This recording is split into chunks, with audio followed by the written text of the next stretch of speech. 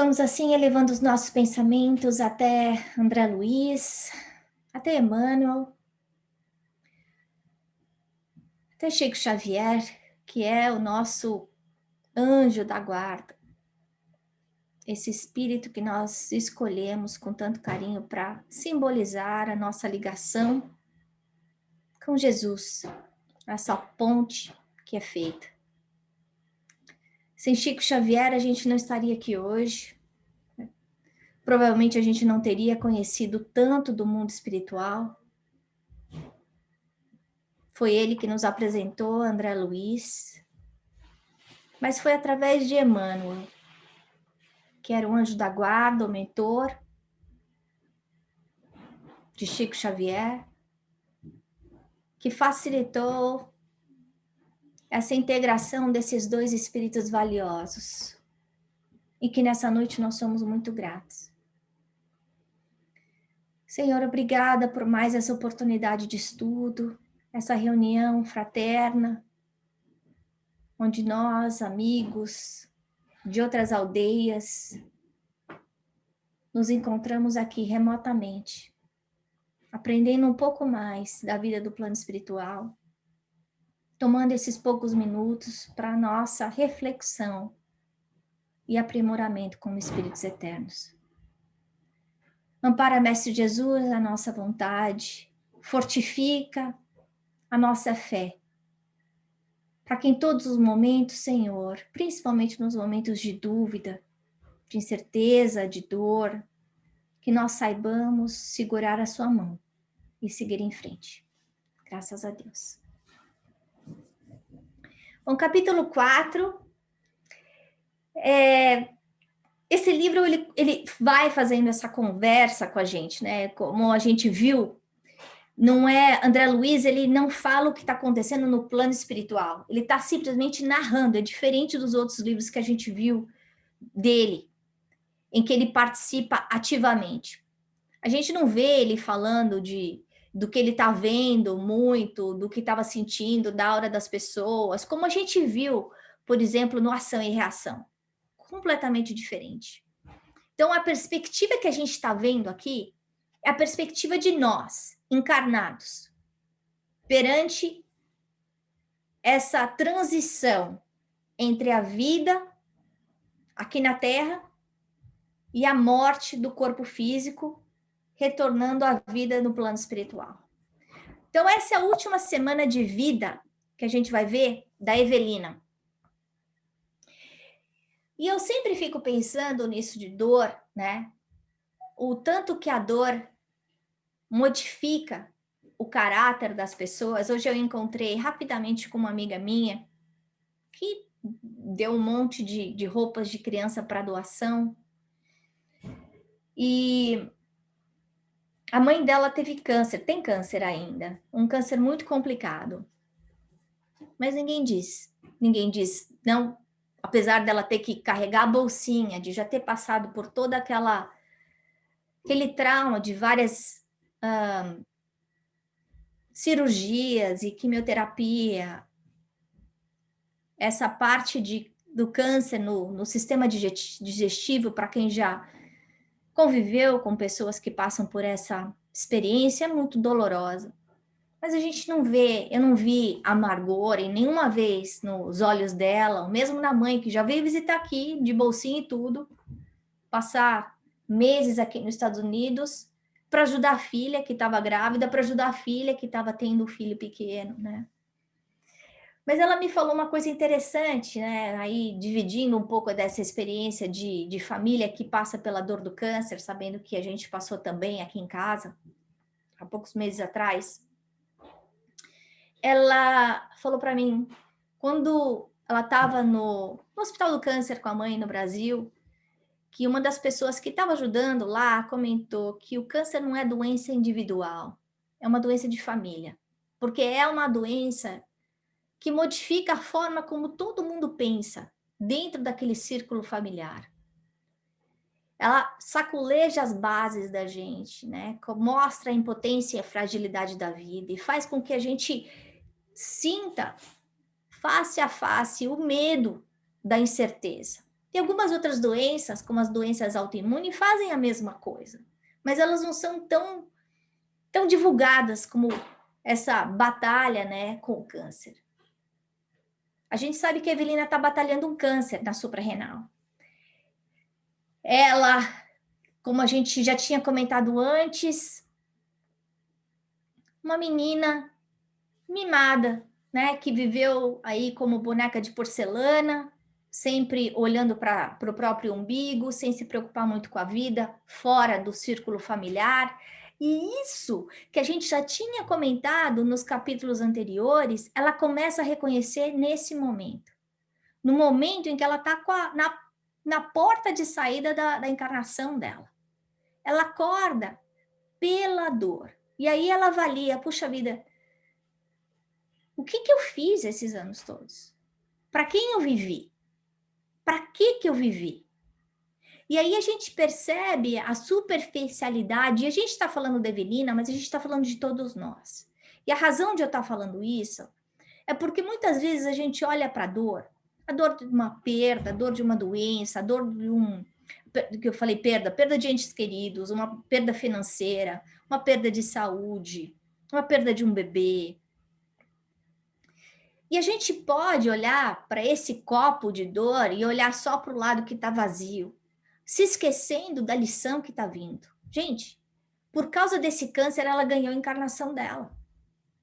Esse câncer foi a ponte que ajudou ela a ter uma situação melhor no plano espiritual.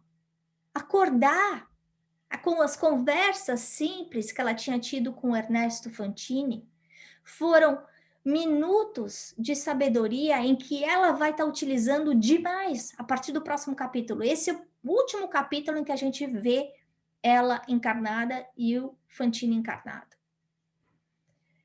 Então, quando a gente pensa na dor, a gente tem que pensar qual é a lente que a gente vai estar usando para olhar essa dor.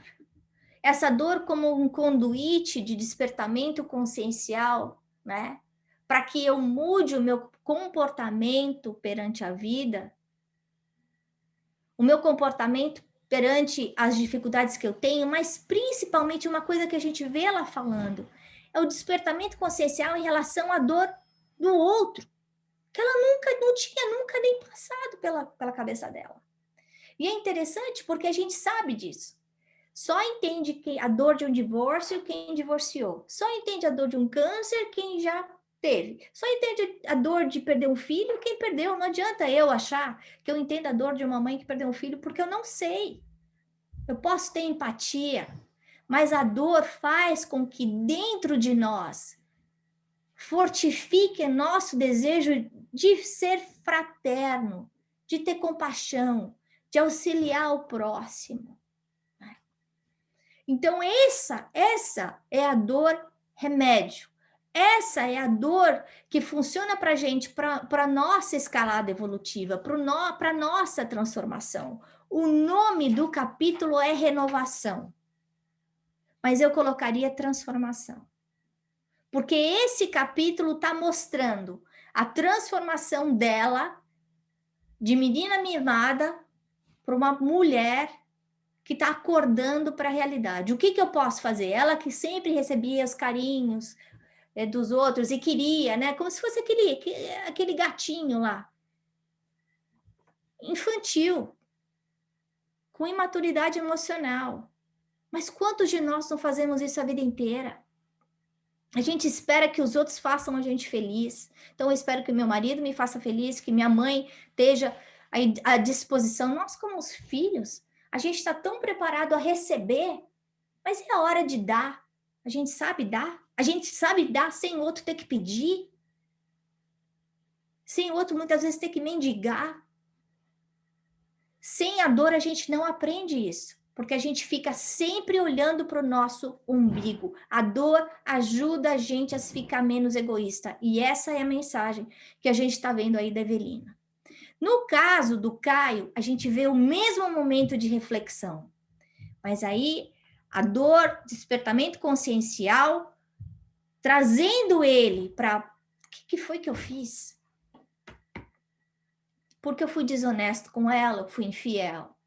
Eu tenho uma outra mulher. Será que eu devo contar isso para ela? E aí que ele cai. Imagina que vai contar para ela na hora que ela tá morrendo. Vê se isso é a hora para contar uma coisa dessa.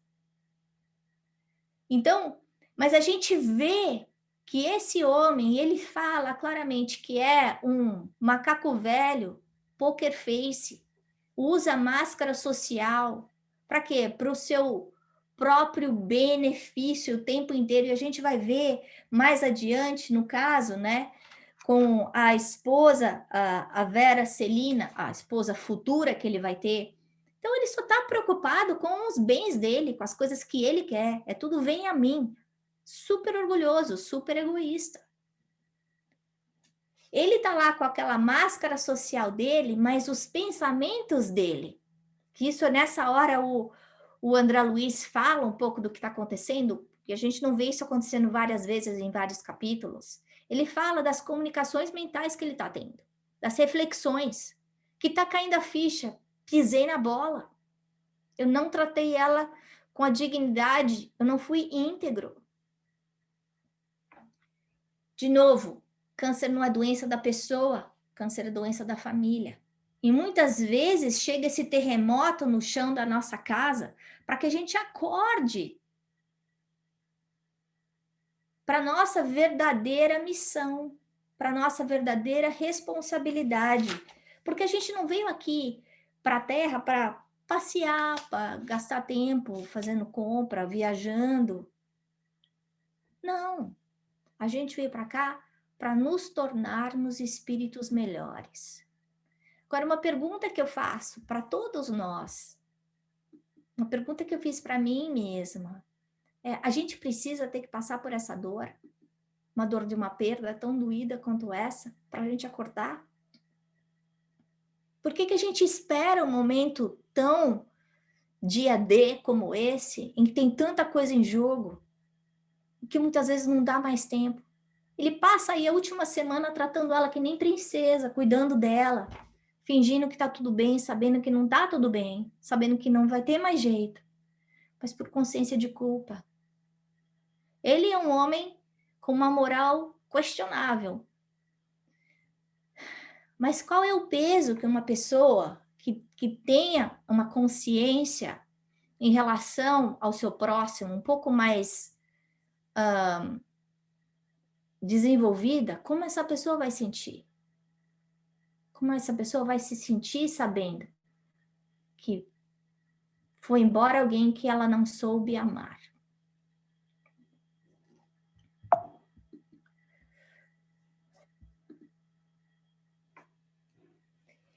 Aí eu coloquei nesse slide no próximo algumas coisas que eu achei interessante da Evelina. A Evelina, de novo, que sempre foi passarinho, né?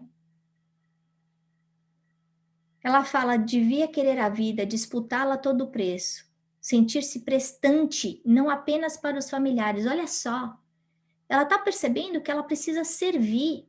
Caiu a ficha para ela que a vida não tem que girar ao redor dela, que ela não é o sol. Então ela tinha que ser prestativa não só para a família dela, porque ela vivia como satélite, mas também para as criaturas menos felizes. Poderia, sem dúvida, diminuir a penúria onde a penúria existisse. E, gente, quantos de nós não pode diminuir a dor do outro? Essa dor do outro que pode diminuir com uma prece, com um evangelho, com uma roupa, com uma conversa, com uma visita, com um olhar, com um perdão. Então, para a gente, normalmente no Natal, a gente olha para dentro de nós, né? Símbolo de Jesus, o que a gente devia fazer o ano inteiro no Natal, todo mundo fica mais caridoso, mais bonzinho, né? A gente vê aquele monte de ajuda, um ajudando o outro, de doação e drive disso, drive daquilo.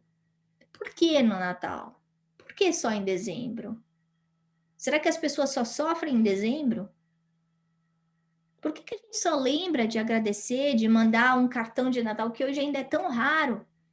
Mas a hora que eu penso no cartão de Natal, para mim tem um significado tão grande, porque cada cartão de Natal que eu escrevo, porque eu escrevo cada um à mão, eu estou colocando ali naquele cartão um desejo. E a gente sabe que palavra é energia criadora. Eu estou pensando uma coisa boa, eu estou dando um presente para aquela pessoa. São os meus votos, o meu desejo, que ela tenha saúde, paz, alegria, que o lar dela se fortaleça.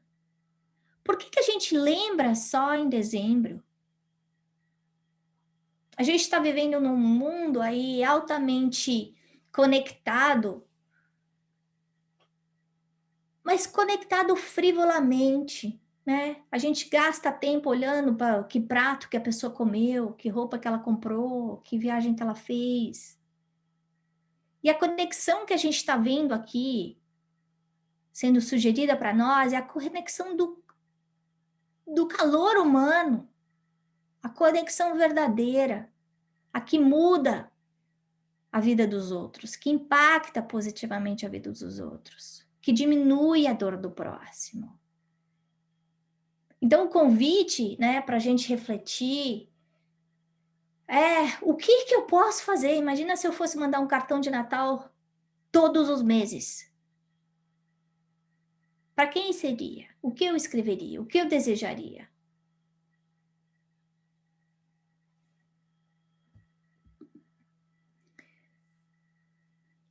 Aí eu coloquei o outro efeito colateral do sofrimento, né?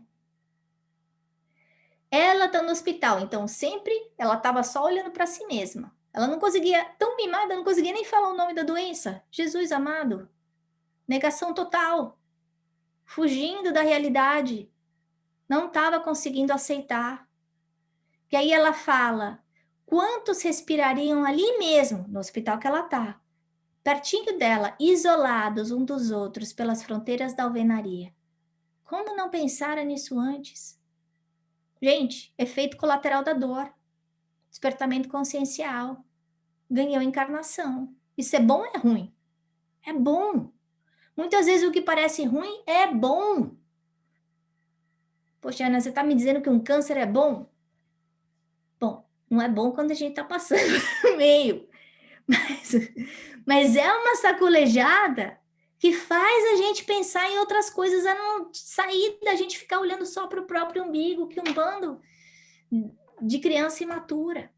Que muitas vezes passa 20, 30, 50, 70 anos sem abrir o olho, sem pensar no outro, sem desconfiar que existe mais do que as quatro paredes que a gente vive.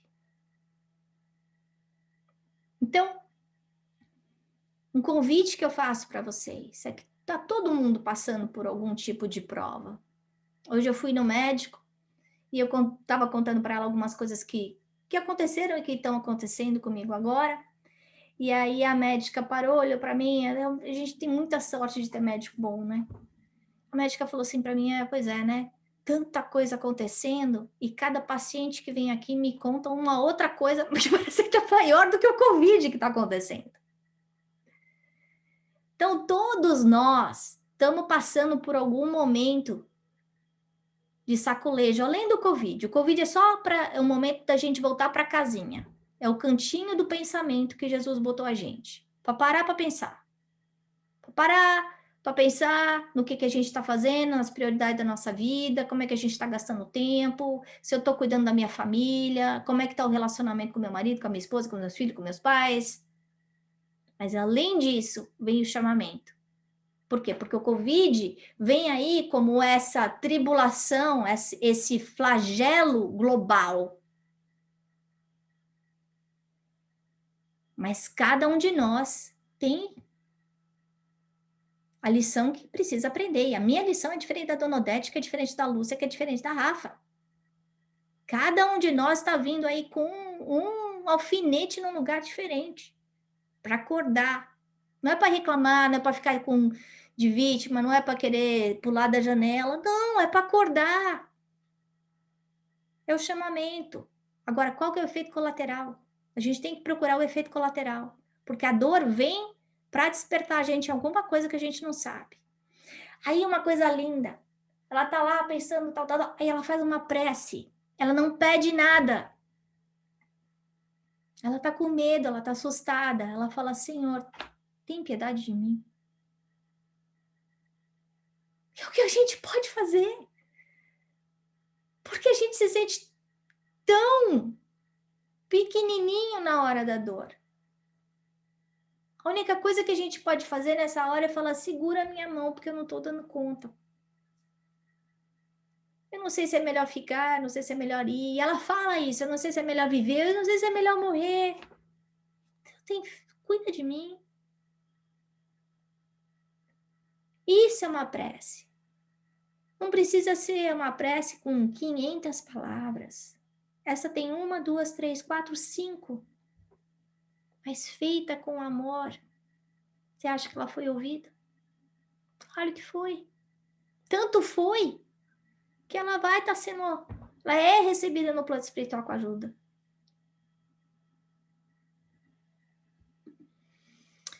Então, para a gente encerrar aqui, para refletir, né? Um capítulo que a princípio, né, se a gente fica lendo como telenovela, parece só uma historinha. Mas a hora que a gente vai divagando aí, pensando junto com o André Luiz, a gente percebe o tanto de coisa que ele quis falar, e com certeza teve mais centenas de outras coisas que eu, dentro da minha pequenez, da minha limitação, não consegui enxergar. Que talvez daqui 10 anos, 20 anos, eu consiga enxergar 30 outras coisas que dessa vez eu não consegui. Porque é isso que acontece com os livros de André Luiz. À medida que a gente amadurece, que a gente lê de novo, a gente enxerga coisas que a gente não tinha enxergado. Então, o que mexeu comigo nesse capítulo foi... A primeira pergunta: eu estou vivendo como satélite, né? Quer dizer, eu não estou prestando para nada. Ou estou? Qual é a diferença? Qual é o impacto que eu estou tendo na vida das pessoas? Não só da minha família, mas da minha família comunidade, da minha família humanidade. Natal, né? Essa é a primeira semana do mês de dezembro que a gente está fazendo o nosso estudo. Esse despertamento da caridade. Ele não tem que terminar no dia 31 de dezembro. Não. Então não vão deixar terminar. Que a gente possa trazer dentro de nós essa chama, essa vontade de ajudar, de fazer diferença, de trazer alegria para as pessoas durante o ano inteiro. Né? Quando minha mãe fala, né, que a gente vai estar evoluído quando a gente for bom, e a gente nem percebe que está sendo bom. Né? A gente não tem mais que se esforçar para ser bom. Mas o que vai fazer isso é o treino só. Né? É prática. E a terceira coisa que mexeu comigo foi que ela, conversando com o marido, ela fala uma coisa: ele estava fazendo tudo o que ela queria lá, cuidando, passeou com ela, mostrou lá o Morumbi, a noite bonita, estrelada, blá, blá, blá. E aí ela fala: será que a gente vai se encontrar? A gente sabe que não, né? Porque existe um desvio aí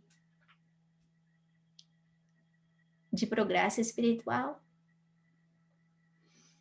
E ela fala que ela sentiu naquele instante, na resposta dele, na forma como ele se conduziu, sede de uma permuta espiritual. Então, para quê? Para a gente sair desse terra a terra.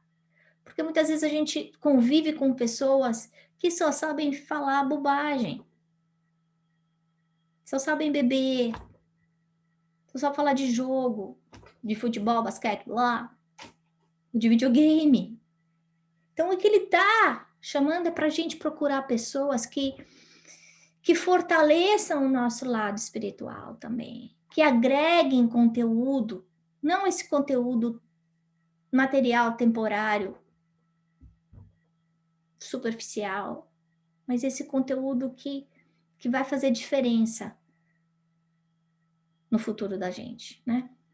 Então, a escolha dos amigos que a gente tem, com quem eu falo e o que eu falo.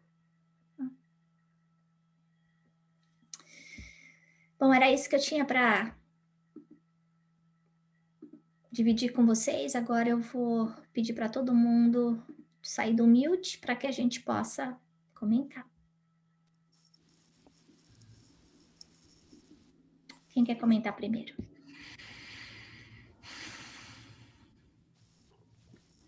Ana, eu fiquei pensando, quando ela começou a despertar, né? Quando ela começou a se perguntar que ela tinha condição e poderia ajudar mais além da família, quantas pessoas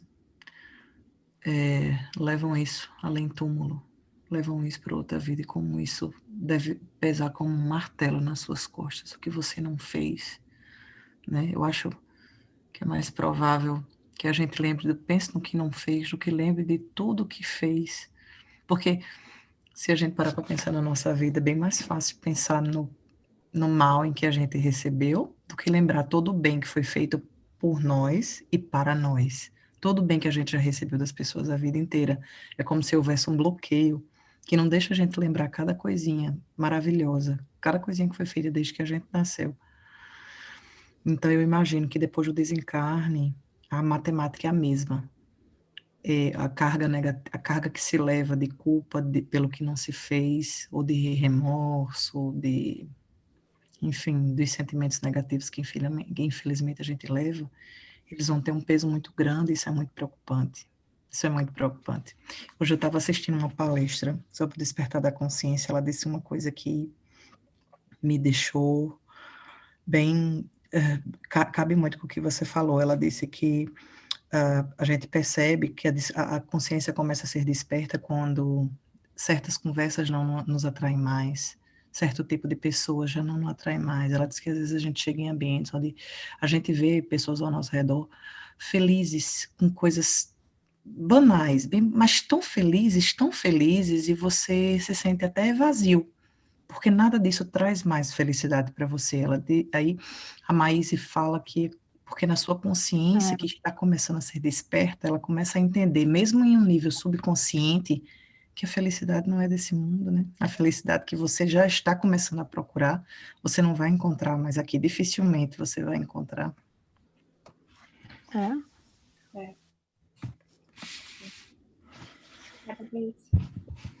E a gente vai vendo, né, essa mudança de amizades, né, as pessoas com quem a gente tem vontade de convidar para vir na nossa casa, para conversar, muda.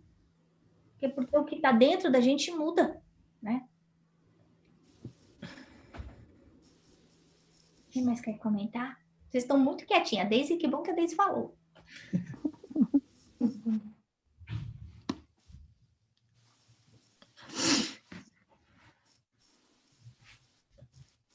Gente, esse livrinho, né, que tem uma cara simplesinha, né? Cada capítulo que você fala.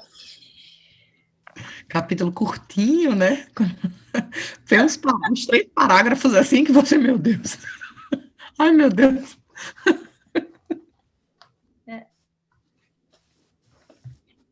Quer falar alguma coisa, Lúcia?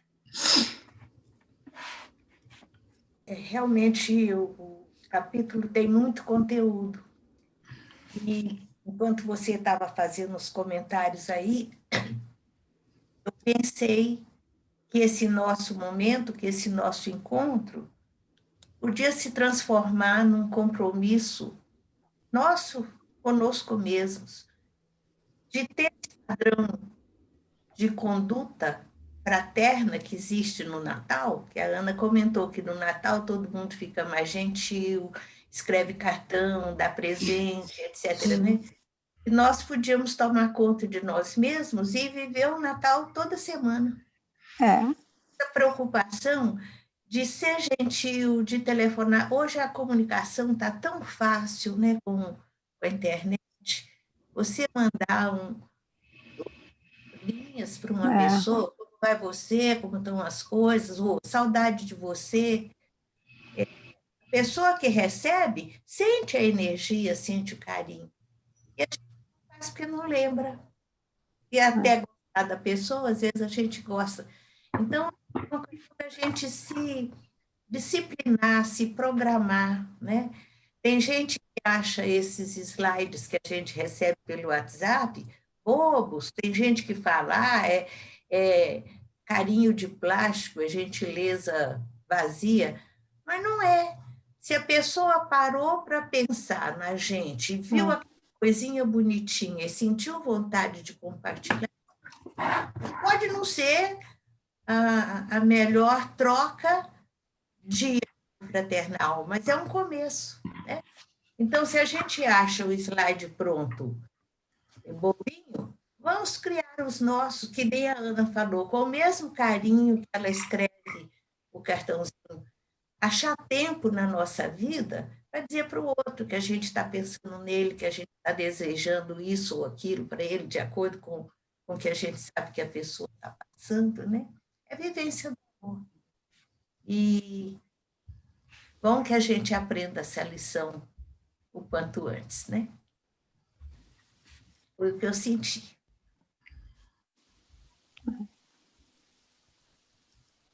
Com o tempo a gente vai amadurecendo e percebendo. Eu sinto isso aqui por dentro de mim, que muitos festejos assim, que naquela época que a gente era bem mais moça, a gente dava uma certa importância para essas tradições de família, né?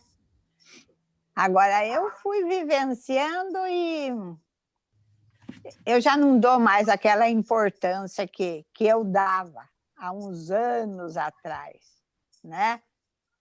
Mas é durante o ano que a gente vai lembrando das pessoas, vai fazendo aquelas reminiscências, né?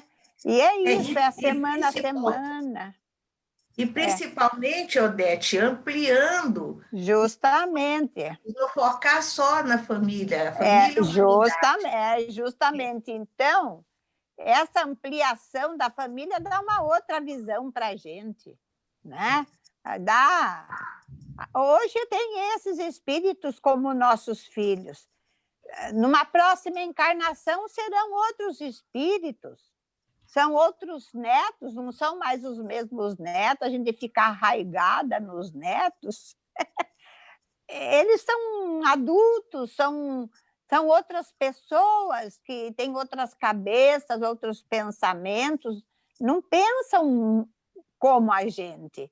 Então, eles são seres em evolução, estão progredindo a maneira que eles acham melhor para a vida deles.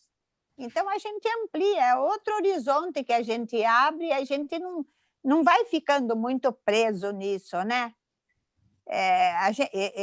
Eu agora, nessa maturidade, não sei que número, mas eu já tenho, eu já penso assim, que a minha família consanguínea já não é mais aquela do jeito que eu pensava, é bem diferente. Tem outros corações que a gente sintoniza, afiniza, quer bem, pensa aí certos tipos de conversa, né? Que a gente tinha, já não são mais as mesmas. A gente quer ter um conteúdo mais sério, que faça bem para nós, né? É a maneira de pensar de cada um, né? Mas cada um tem o seu momento certo de fazer a sua mudança. Agora, quanto mais cedo houver essa mudança, melhor para o espírito, né? A gente não deixa tudo para a hora do desencarne. A gente colocou um pouquinho assim,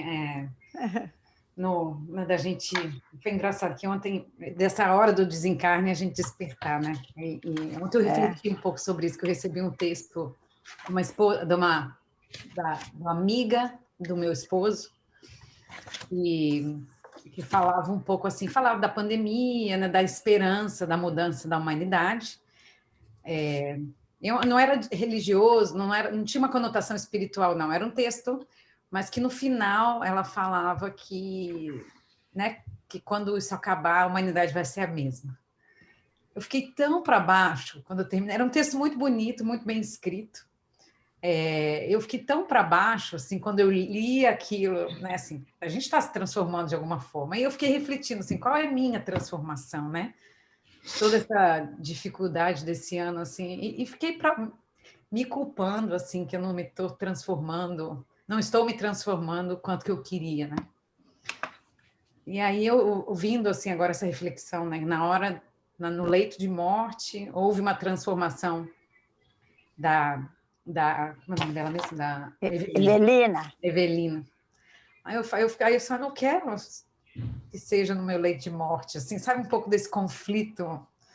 É um pouco disso que eu fiquei. Eu ouvi o audiobook e me emocionei até, porque eu despertar, né? E é um momento que a gente sabe, com o Covid, né, que estava lendo que 1/3 da população americana vai estar infectada até o final do mês. E isso não significa que todo mundo vai ter os sintomas, tal, né? Nem significa que todas as pessoas tenham feito o teste. Isso aí é só pela conta matemática deles. Mas isso significa que tá cada vez mais perto, né? Porque 1/3 é gente toda a vida. Então, a gente vai estar esbarrando com gente que está infectada quando você for botar gasolina, quando você for fazer o seu supermercado, quando você tirar o seu carro da garagem, enfim. Sem falar no próximo mais próximo, né? Que muitas vezes dorme na mesma cama que você. Então, a gente não sabe o que vem para o dia de amanhã, né? A gente não sabe o que cada um tem que experimentar e viver, e para que esse vírus está chegando, né? Para cada um vem de uma forma tão diferente, fica parecendo que já vem com a receita certa, né? Para cada um, né? É uma coisa louca isso. Então, para a gente repensar nisso, porque está mostrando o quê? A fragilidade da vida, de como hoje a gente está tá tudo bem, mas como é que a gente vai estar aqui em fevereiro? A gente não sabe, né? Eu acho que, Letícia, voltando no que você está falando, eu acho que mudanças acontecem através de mudanças pequenas, né?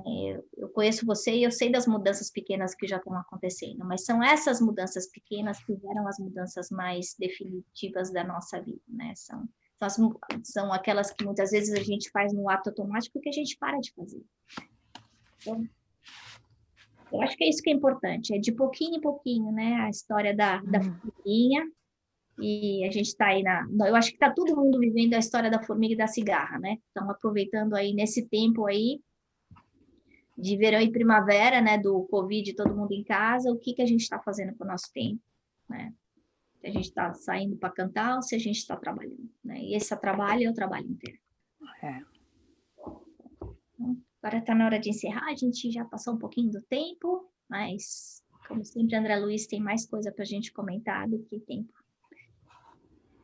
A gente vai, nesse instante, agradecendo mais uma vez aos mentores amigos que nos sustentam, que nos protegem, que cuidam dos nossos lares, porque nós sabemos que todas as quintas-feiras os médicos do plano espiritual vêm até a nossa casa, que cada um de nós possui uma fichinha, e eles vão ver como é que tá a Jace, como é que tá o Miguel, como é que tá a Rafa, como é que tá a Daisy, como é que tá o filho da Jace, o Miguel. Então, a gente lembrar disso. Que esses amigos espirituais, eles não chegam aqui às 7h29, que nem a gente. Eles chegam no nosso lar horas antes e começam a ver todas as pessoas que estão aqui. Conversar com os espíritos que estão por aqui, muitas vezes sem convite. E fala, vem para cá escutar também, isso vai te ajudar. Aí termina, fala, vamos lá com a gente, tem um lugar melhor para você ficar do que esse aqui. Então, essa ajuda incontestável, apesar de invisível aos nossos olhos carnais, a nossa pequenez moral, a nossa maturidade como espíritos eternos, ela existe.